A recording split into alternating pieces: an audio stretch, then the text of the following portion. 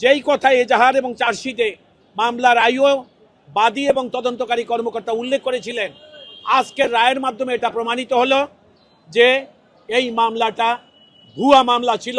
বিজ্ঞ আদালতও রায় তাই সেই কথাই বললেন যে জনাব তারেক রহমান এই মামলা থেকে যেই ষড়যন্ত্র করে তাকে মামলা জোর করে তার ইচ্ছার বিরুদ্ধে দেশ থেকে বার করে দিয়েছিলেন, তিনি সেই মামলা থেকে আজকে তিনি মুক্তি পেলেন। ওনাকে খালাস দেওয়া হয়েছে, বেকসুর খালাস।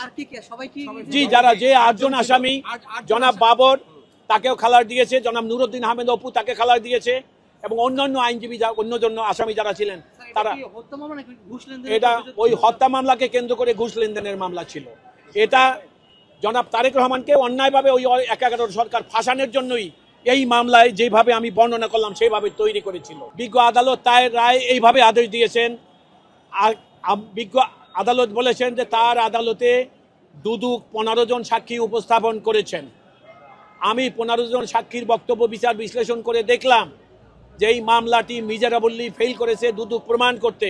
সেই কারণে তিনি বলেছেন জনাব তারেক রহমান, জনাব লুৎফুজ্জামান বাবর, জনাব মিয়া নুরুদ্দিন অপু সহ অন্যান্য সকল আসামিরা এই মামলায় দুদক প্রমাণ করতে ব্যর্থ হওয়ায় তাদেরকে সবাইকে বেকসুরভাবে এই মামলা থেকে খালাস প্রদান করা হইল। রায়ের পর্যবেক্ষণ আছে, আদেশের পর্যবেক্ষণ হলেই যে হোপলেসলি the prosecution, Dudok has miserably failed to prove the case। সেই কারণে আসামিরা সবাই বেকসুর, এইটাই ছিল আদালতে, সবাই বেকসুর, এবং সেই কারণে সবাইকে এই মামলার দায় থেকে সম্মানজনকভাবে খালাস প্রদান করা হলো।